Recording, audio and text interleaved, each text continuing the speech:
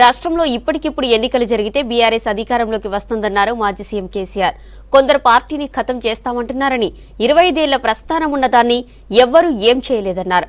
10 ఏళ్లు ప్రతిపక్షంలో ఉన్న కాంగ్రెస్ పార్టీ ఖతమైందా అని ప్రశ్నించారు కేసీఆర్.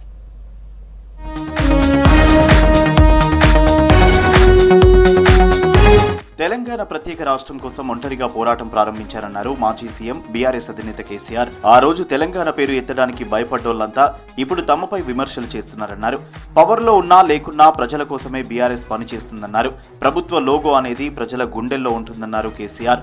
హైదరాబాద్ తెలంగాణ భవన్ లో జరిగిన దశాబ్ది వేడుకల్లో పాల్గొన్నారు కేసీఆర్.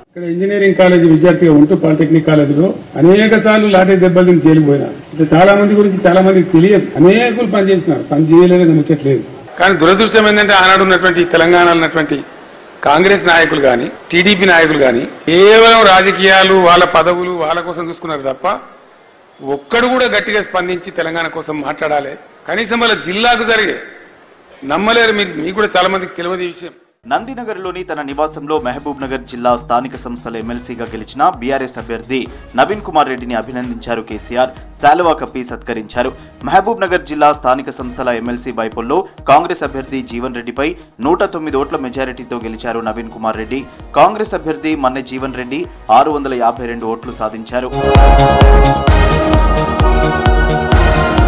జై తెలంగాణ అనలేని వ్యక్తి సీఎం అయ్యారని ఆరోపించారు BRS working president KTR. Telangana ఆవిర్భావ దినోత్సవం నాడు కూడా జై తెలంగాణ అనలేదని విమర్శించారు. ఆయనకు ప్రజల త్యాగాలు ఉద్యమం గురించి ఏమాత్రం తెలియదన్నారు. హైదరాబాద్ తెలంగాణ భవన్ లో జరిగిన రాష్ట్ర దశాబ్ది వేడుకల్లో భాగంగా జెండా ఆవిష్కరించారు కేటీఆర్. దేశం అనుసరిస్తుంది అనే స్థాయిలో ఇవాళ భారతదేశానికే ఒక రోల్ మోడల్ గా ఎదగడం ఎంతైనా గర్వకారణం. అందుకే ఇవాళ రాష్ట్ర వ్యాప్తంగా ప్రపంచవ్యాప్తంగా ఉండే తెలంగాణ బిడ్డలందరికీ ఈ దశాబ్ది పూర్తి చేసుకుంటున్న సందర్భంగా హృదయపూర్వకంగా వారికి శుభాకాంక్షలు తెలియజేస్తూ మంత్రి కోమటిరెడ్డి వెంకటరెడ్డి చేసిన ఆరోపణలకు కౌంటర్ ఇచ్చారు మాజీ మంత్రి హరీష్ రావు. ఫోన్ ట్యాపింగ్ కేసులో నిందితుడైన ప్రభాకర్ రావును కలిసేందుకే తాను అమెరికా వెళ్లాననడంపై ఫైర్ అయ్యారు. ప్రభాకర్ రావును కలిసినట్లు రుజువు చేస్తే అమరుల స్తూపం దగ్గర ముక్కునేలకు రాస్తానని, లేదంటే మంత్రి రాయాలని సవాల్ విసిరారు. డేట్ టైం డిసైడ్ చేసి కోమటిరెడ్డి చెప్పాలని, పాస్పోర్ట్ తో పాటు అన్ని వివరాలతో వస్తారన్నారు హరీష్ రావు.